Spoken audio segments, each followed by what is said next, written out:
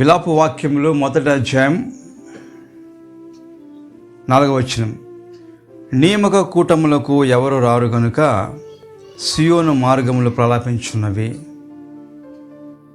పట్నపు గుమ్మలన్నీ పాడైపోయెను, యాజకులు నిట్టూర్లు పిడుచున్నారు. దాని కన్యకులు దుఃఖాక్రాంతులైరి, అదియు వ్యాకుల భరితరలాయెను. యిర్మీయా భక్తుడు జనాలు కూటాలకు రావట్లేదని, అంటే ఉపవాస ప్రార్థన కానీ, ఆధారపు ఆరాధన కానీ, ఆన్లైన్ పేరుకి కానీ మనం జరుపుకుంటున్నాం మామూలుగా ఆరాధనలు. అటువంటి ఒకవేళ అక్కడ జరుగుతుండటేమో ఉండొచ్చేమో. ఆ విషయంలో యిర్మీయా భక్తులు బాధపడుతున్నాడు. ఆయనకి పేరేమంటే ఈజ్ ద వీపింగ్ ప్రాఫెట్. ఆయన మన కొరకు విలపించే ప్రవక్త. ఈయన బాధపడుతున్నాడు, ఎవరు మందిరం రావడం లేదే, ఎవరు ప్రార్థన రావడం లేదే అని ఈ యిర్మీయా భక్తుడు జనుల విషయం బాధపడుతున్నాడు. ఎందుకు తెలుసా? ఉదాహరణ అదే యిర్మీయా గ్రంథం 40 అధ్యాయం 6వ వచనంలో ఉంది. యిర్మీయా మిస్పా నుండి అహీకాము కుమారుడైన గెదల్యా యొద్దకు వెళ్ళి అతనితో కూడా దేశం మిగిలిన ప్రజల మధ్య కాపురం ఉండెను. అంటే బబులోను రాజు మొత్తం చెరగొనిపోయారు. మిగిలిన ప్రజల మధ్య కొంతమంది ఉన్నారు ఆ దేశంలో మిగిలి, ఇజ్రాయెల్ దేశంలో మిగిలి ఉన్నారు కొంతమంది. వాళ్ళ మధ్యన యిర్మీయా భక్తుడు కాపురం ఉన్నాడు. ఇక్కడ కాపురం పడేటప్పుడు యిర్మీయా ఏం చూస్తాడంటే, అక్కడ జనాలు ఆరాధన రావడంలే. నియమించారు కూటాలు, పలానా రోజు ఆరాధన ఉంటుంది, పలానా రోజు ఆరాధన ఉంటుంది అని రమ్మని పిలిస్తే ఒక్కరు రావడంలే. ఆ విషయంలో యిర్మీయా భక్తులు చాలా బాధపడుతున్నాడు. ఎందుకు ప్రజలు రావడం లేదే? వాళ్ళని బాధ, ఈ ఆవేదన కుదివేసింది. దానివల్ల ఎవరు రాలేకపోతారు.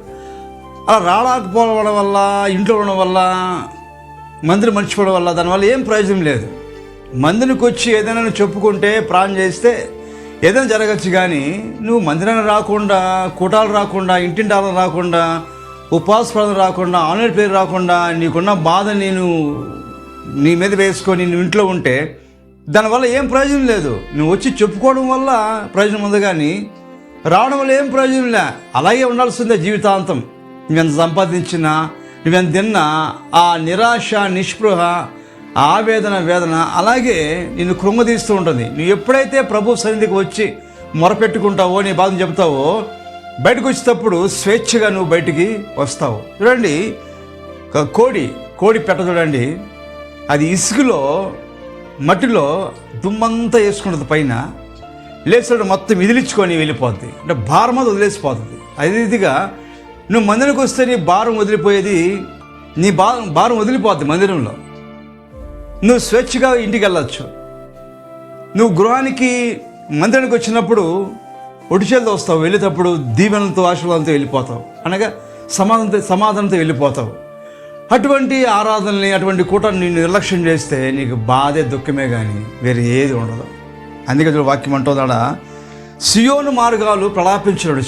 సియోను మార్గాలు అంటే నువ్వే మార్గంలో వెళ్ళాలో ఆ మార్గం రావడంలే. నువ్వే రూట్లో రావాలో రూట్లో రావడంలే. దేవుడికి ఇష్టమైన మార్గంలో రావడంలే. దేవుడికి ఇష్టమైన రూట్లో రావడంలే. నువ్వు రాకపోవడం వల్ల అవి ప్రలాపిస్తున్నాయంట. ఆ మార్గాలు ప్రలాపిస్తున్నాయి. సాధారణంగా మనం ఉంటుంటాం కదా, ఎవరన్నా ఇంట్లో ఏడుస్తూ ఉంటే, ఏడవద్దండి, ఈ గోష్ట తగలద్ది, ఏమి గోష్ట అంటారు చాలామంది. మనం మందిరం రావడం వల్ల మనకి గోష్ట తగలద్ది, మనం అభివృద్ధి కాలేం, కుటుంబాన్ని కట్టుకోలేం, బిడ్డలకి మంచి భవిష్యత్తు మనం చూడలేం. ఏడకి రాకపోవడం వల్ల, మందిరం రాకపోవడం వల్ల ఇవన్నీ నష్టాలు మనకి. కానీ జనాలకి అవి అర్థం కావడం. ఇంట్లో పడుకుంటే బాగుంటుంది, నెమ్మది ఉంటుందిలే, ఉండే ఎంతసేపు ఉంటాం మందిరంలో? గంట సేపు, ఒక అరగంట, ఒక 30 గంట ఉంటాం, అంతే కదా. దాన్ని మించి ఉండం కదా. నీ సమస్య చెప్పుకునే మందిరం ఉంది, నీ సమస్య చెప్పుకునే ఆరాధనలు ఉన్నాయి, కూటాలు ఉన్నాయి. ఆటకి రాకపోవడం వల్ల, నువ్వు ఇంట్లో ఉండడం వల్ల ప్రయోజనం ఏమీ లేదు. వస్తే ఏదైనా ప్రయోజనం. అందుకే దావీదు అంటాడు, నా శ్రమలో నీ యెహోవాకు మొరపెట్టి తిని ఆయన నాకు ఉత్తరం ఇచ్చాడు అంటాడు దావీదు భక్తుడు. మరి ఈరోజు ప్రార్థన చేయక, చర్చికి రాక, కూటాలు రాక నువ్వు ఉన్నట్లయితే, నువ్వు రాకపోవడం వల్ల అక్కడేమి నష్టపోయేదేమీ లే. నష్టపోయేదల్లా నీకే నష్టం, మనకే నష్టం. రాకపోవడం వల్ల, అంతేగాని వస్తే దీవెన ఉంటుంది, రాకపోవడం వల్ల మనకే నష్టం, నీకే నష్టం. అది గ్రహించాలి. ఇర్మియా భక్తులు ప్రలాపిస్తున్నాడు, అయ్యో ఎవరు రావడం లేదే, జనాలు చెరగొనిపోయారు, కనీసం వాళ్ళ నిమిత్తమన్నా ప్రభు దగ్గర మోకరించి చడుక్కోవచ్చు కదయ్యా, చెల్లందరూ పట్టుకొని పోయారయ్యా, చెరగొనిపోయారయ్యా, కనికరించయ్యా, క్షమించయ్యా, కాపాడని అడగచ్చు కదా దేవుణ్ణి, మొరపెట్టుకోవచ్చు కదా దేవుణ్ణి. ఎవరు రావడం లేదండి. ఇర్మియా చాలా బాధపడతాడు, ఎవరు రావడం లేదేంది, ఎవరు ప్రభు దగ్గర రావడం లేదేంది. ఇంత జరిగినా కూడా, ఇంత సమస్య కూడా వీళ్ళు దేవుణ్ణి బొత్తిగా మర్చిపోయారే. అడగచ్చు కదా దేవుణ్ణి, ఇంత జరిగినప్పుడు కూడా అడగచ్చు కదా అని ఇర్మియా భక్తులు చాలా బాధపడుతున్నారు.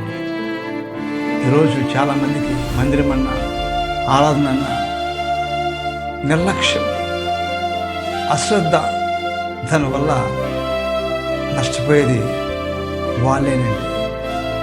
మందిరం చక్కగా ఉంటుంది, వచ్చేవాళ్ళు అసలు పరలోకానికి, రానోళ్ళు పోతారండి. నీకు ఆస్తి ఉందని, డబ్బు ఉందని, నీ జీతం ఎక్కువని, నీ బిడ్డ పరిస్థితిలో నువ్వు మందిరం మర్చిపోతే ఒకరోజు నువ్వు ఖచ్చితంగా దుఃఖపడాల్సి ఉంటుంది. దేవుడు ఆశించేది ఏం తెలుసా? నా బిడ్డ నా దగ్గర రావాలని, నా దగ్గర మొరపెట్టుకుని దేవుడు ఆశపడి నియమక కూటలు ఏర్పరిచాడు. నియమక కూటాలు, అది ఫాస్టింగ్ పేరు కావచ్చు, అది ఆన్లైన్ పేరు కావచ్చు, అది కాటేజ్ పేరు కావచ్చు, అదే మీటింగ్ కావచ్చు, ఏదో ఒకటి కావచ్చు.